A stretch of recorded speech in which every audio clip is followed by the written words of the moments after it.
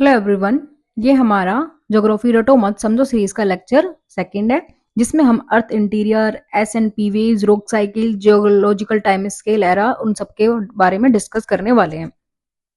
और यूपीएससी में किस तरह से क्वेश्चन आया उसको भी हम देखेंगे। और अगर आपने लेक्चर फर्स्ट नहीं देखा है तो उसको देखना, क्योंकि ज्योग्राफी में सीरीज से पढ़ना बहुत ही इंपॉर्टेंट होता है। अगर आप ऐसे बीच में से पढ़ोगे तो आप हमेशा इस सब्जेक्ट को नहीं समझ पाओगे और हमेशा आपको कंफ्यूजन बनी ही रहेगी। तो इसको स्टार्टिंग से ही देखना। तो अर्थ इंटीरियर, तो क्या हुआ, पहले एडवर्ड स्विस जो ज्योग्राफर थे उन्होंने कहा अर्थ के इंटीरियर को लेकर कि जो हमारा अर्थ है उसमें जो किस किस तरह लेयर है, तीन लेयर बता दी कि अर्थ में जो लेयर है वो सियाल, सीमा और नीफे है। सियाल सिलिका और एल्यूमिनियम, और ये सिलिका मैग्नीशियम और आयरन, ये ऐसे निकल और आयरन से ये बनी हुई है। तो लेकिन ये जो इनका ज्योग्राफर आगे जैसे जैसे रिसर्च हुई, पी वेव्स, एस वेव्स, ये सिस्मिक वेव की जो स्टडीज सामने आई, तो ये जो एडवर्ड स्वेस ने सियाल, सीमा, नीफे के बारे में बताया था इसको रिजेक्ट कर दिया गया। इस तो कभी भी आप पेपर में ये सियाल, सीमा, नीफे मत लिख कर आना, क्योंकि आज इस चीज को रिजेक्ट किया जा चुका है। क्योंकि सिस्मिक वेव जब स्टडीज आई तो इसमें हमें जो उनके बिहेवियर थे, जो their behaviour changes with changes of medium, मतलब जैसे जैसे ये नीचे गहराई पे जाते हैं तो इनके बिहेवियर में हमें चेंजेस देखने को मिलते हैं।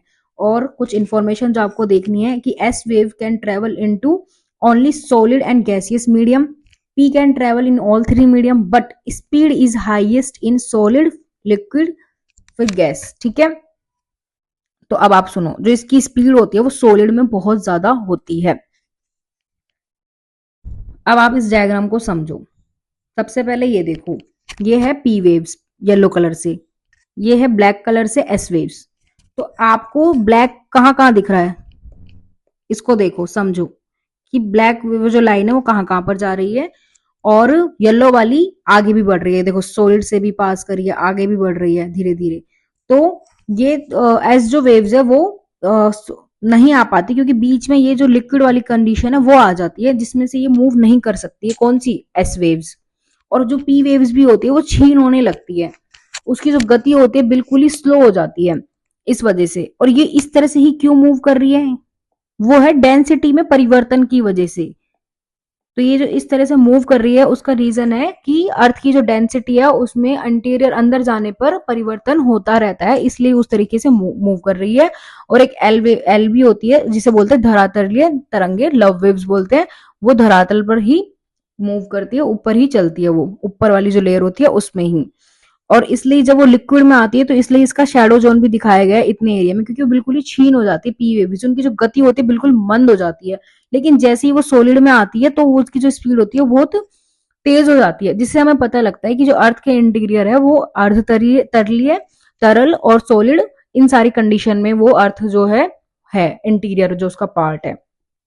तो आगे जाके ये सियाल, सीमा, नीफा की जगह ये सब हो जाता है asthenosphere, lithosphere, lower mantle, solid core. तो इस तरीके से इसको विभाजित कर दिया जाता है जब ये सारी जो सिस्मिक वेव्स स्टडी है हो जाती है। तो इससे हमें अर्थ के इंटीरियर पार्ट के बारे में पता लग गया। अब इसकी इंपॉर्टेंस आगे जाके हमको समझ में आएगी जब हम अल्फ्रेड वेगनर और प्लेट टेक्टोनिक थ्योरी उसको पढ़ेंगे, क्योंकि जब तक इसके बारे में आंतरिक अर्थ के इंटीरियर के आंतरिक बारे में हमें जब जानकारी नहीं थी, तो उसने वेगनर ने एडवर्ड स्वेस के मॉडल का यूज करा इसका सियाल, सीमा, नीफे का, जो रिजेक्ट कर दिया गया। इसकी वजह से जो वेगनर थे वो भी जो फोर्सेज है सही बल नहीं बता पाए, ये जो कॉन्टिनेंट ड्रिफ्ट हुआ है उसका। तो ये वाली जब चीजें फाइंड आउट होती है तब प्लेट टेक्टोनिक सिद्धांत आता है, सारी चीजें धीरे धीरे हमें समझ में आने लगती है। आगे देखो रॉक साइकिल। इसमें क्या है, जैसे मान लो मैग्मा निकला पृथ्वी के इंटीरियर से, मैग्मा निकला। अब मैग्मा धीरे धीरे क्या हो गया, ठंडा हो गया, और उसको हम बोलते हैं फिर इग्निशियस रॉक। उससे क्या हुआ, धीरे धीरे इसका इरोजन हुआ, अपरदन हुआ, तो ये ऐसे सेडिमेंट में बिखर गया। फिर इसका डिपोजिशन हुआ, मतलब ये अर्थ के इंटीरियर भाग में जैसे अपलिफ्ट करने की बजाय नीचे की ओर धस गया, जिससे सेडिमेंट्री रॉक बनी। और उसके बाद टेम्परेचर और प्रेशर के दबाव के कारण फिर ये मेटामॉर्फिक रॉक में चेंज हो गया। तो टेम्परेचर, प्रेशर, मेल्टिंग, इन वजह से ये चेंज हो जाते हैं। और मेटाफॉर्मिक रॉक सेडिमेंट्री रॉक में भी चेंज हो सकती है, सेडिमेंट्री रॉक मेटाफॉर्मिक रॉक में चेंज हो सकती है। तो ये आपस में चेंज हो सकती है, टेम्परेचर, प्रेशर, इरोजन, अपर्दन, ये सारी जो प्रक्रियाएं इसके लिए रिस्पॉन्सिबल होती है। एक और चीज याद रखना यूपीएससी में, क्योंकि क्वेश्चन आया हुआ है कि जब ये मैग्मा ठंडा होता है, फिर जब इसका धीरे धीरे विखंडन होता है और भी ये जब बारीक बारीक इससे हो जाती है, तो इससे क्या होता है, एक रेगुर मृदा का निर्माण होता है और वो हमारी जो कपास की जो फसल है उसके लिए बहुत ज्यादा उपयोगी होती है। तो क्वेश्चन आया था जो मतलब पता नहीं कपास के लिए जो उपयोगी वो मृदा कौन सी है, तो वो वोल्केनिक इरप्शन से जो मृदा बनी है उसमें लिखा हुआ है, वो मैं आगे चल के आपको यूपीएससी का क्वेश्चन दिखाऊंगी, तो आपको याद रखना है कि वो इससे ही बनी है। अब जो हमारी इग्निशियस रॉक है, मेटाफॉर्मिक रॉक और सेडिमेंट्री रॉक है, तो जिस तरह से क्वेश्चन बन सकते हैं उसी तरीके से आपको चीजें और इन्फॉर्मेशन दी गई है। जैसे कि इग्निशियस रॉक में क्रिस्टलाइन पाए जाते हैं और फॉसिल्स नहीं होता। अब यहाँ पे लिख दिया उससे मतलब नहीं है कि इसमें फॉसिल्स नहीं होता। अब सोचो मैग्मा निकला है तो सारी चीजें जलकर उसमें विनाश मतलब हो गया उन चीजों का, तो जो जीवाश्म है उसमें कैसे पाया जाएगा, तो उसमें नहीं होता। लेकिन जब धीरे धीरे उसका इरोजन होता है, वो नीचे वो उनका अपलिफ्टमेंट होने के बजाय वो इंटीरियर में जाकर डिपोजिशन होता है, तो उसमें धीरे धीरे जब सेडिमेंट्री रॉक होती है वहां तो हमें जीवाश्म मिलेंगे। तो मेटामॉर्फिक रॉक में भी हमें जीवाश्म देखने को नहीं मिलते। तो आपको ये जो है इसको याद रखना, सेडिमेंट्री रॉक में फॉसिल्स मिलते हैं लेकिन मेटाफॉर्मिक और इग्निशियस रॉक में फॉसिल्स नहीं मिलते हैं। अब जो रॉक चेंज हो जाती है तो कैसे क्या बनती है, तो ग्रेनाइट से ये नीज बनती है, लाइमस्टोन से मार्बल बनता है, सैंडस्टोन से क्वार्टरजाइट, क्ले और मड स्टोन से स्लेट में परिवर्तन होता है। इस डायग्राम में आपने रॉक साइकिल को देख लिया, हम इसको देख चुके हैं।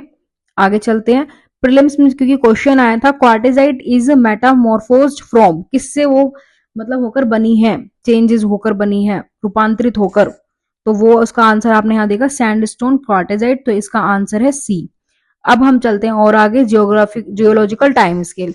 तो आपको ये बिल्कुल भी रटने की आवश्यकता नहीं है, सिर्फ आपको ये नाम सुने होने चाहिए कि ज्योग्राफी में भी जब से हमारा जो अर्थ है उसका हुआ है ऑक्सीजन कार्बन डाइऑक्साइड, धीरे धीरे वर्षा होना, लावा जैसे लावा हुए तो उससे लो प्रेशर क्रिएट हुआ, फिर धीरे धीरे वर्षा हुई, फिर जीवों की उत्पत्ति हुई, तो कैसे हम आज वर्तमान तक पहुंचे हैं, तो ये होता है जियोलॉजिकल टाइम स्केल। तो इसमें आपको कुछ नाम है जो याद रखने हैं, जैसे pre Cambrian, Cambrian, Cretaceous, Jurassic, Triassic, है ना। तो आपको ये सारी चीजें मेसोजोइक, प्लेयोजोइक, तो आगे अगर इनके नाम भी लें हम तो आपको ये रहे कि हाँ जियोलॉजिकल टाइम स्केल है, ये वो नाम है, बस इतना आपको याद रखने की जरूरत है। और आज हम वर्तमान में होलोसीन में पहुंच चुके हैं।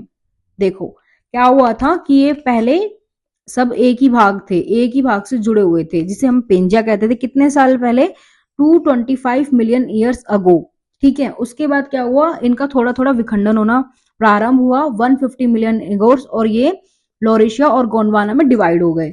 उसके बाद 100 मिलियन ईयर्स अगो फिर ये जो कॉन्टिनेंट ड्रिफ्ट थ्योरी आती है, तो उससे हमें जैसे ये सारी चीजें पता लगती है कि इनका और भी ज्यादा फिर और विखंडन हुआ। अब उसके बाद आज हम होलोसीन मतलब वर्तमान में जो हम इस मैप को, अपने वर्ल्ड मैप को देखते हैं, इस स्थिति में हम अपने आप को पाते हैं। तो अब वेगनर क्या थे, वेगनर इसी को नहीं बता पाए थे कि इनके पीछे जो विखंडन हो रहा है वो कौन सा फोर्स है, जिसको हमारी प्लेट टेक्टोनिक फिर बताती है कौन सा वो फोर्स है। सारी चीजें वहां पर हमें डिस्क्लोज कर दी जाती है। अब आप ये देखो हमारे जो अर्थ भी है वो किस तरीके से यहाँ पर पहुंचा है, जो आज यहाँ पर है वो इसका पार्ट था, कभी इससे अटैच था, वो धीरे धीरे धीरे धीरे यहाँ पर पहुंचा है, जिसमें हमने दिखाया है अपनी जो इंडिया है वो हमारा किस तरह से वर्तमान दशा में जो आज हमें दिखता है वैसा प्राप्त हुआ है। और ये जब इस बीच से यहाँ से जा रहा था तो बहुत सारे जियोलॉजिकल इवेंट हुए, बीच बीच में ज्वालामुखी का फटना यहाँ पर जैसे जा रहे थे, क्योंकि वो एक लाइन होती है जहां पर वो सारी घटनाएं हो रही होती है। तो आप अभी हम जब आगे पढ़ेंगे उसको हम और अच्छे से कवर करेंगे। अभी के लिए सिर्फ इतना ही समझना है आपको, क्योंकि हम इसमें यही समझाने वाले थे, अर्थ का इंटीरियर, एस&पी वेव्स, रॉक साइकिल और जियोलॉजिकल टाइम एरास। तो आपको इसको रटने की जरूरत नहीं है, सिर्फ आपको ये नाम सुने हो ताकि अगर हम का यूज करें तो आपको पता हो कि हाँ हम किसका यूज कर रहे हैं। और आज ये जो इंडिया इस तरीके से आया है इसको हम यहाँ पर देख रहे हैं। धीरे धीरे आगे लेक्चर में और भी चीजें आपको धीरे धीरे क्लियर होती जाएगी। अगर एकदम से यहीं पर सब कुछ आपको बता दिया गया तो हो सकता है उतना आप डाइजेस्ट ना कर पाओ एक बार में, इसलिए डेली कंसिस्टेंसी बना के रखो, वही बहुत जरूरी है इस एग्जाम को निकालने के लिए। इसी के साथ मैं इस लेक्चर को एंड करती हूँ। धन्यवाद।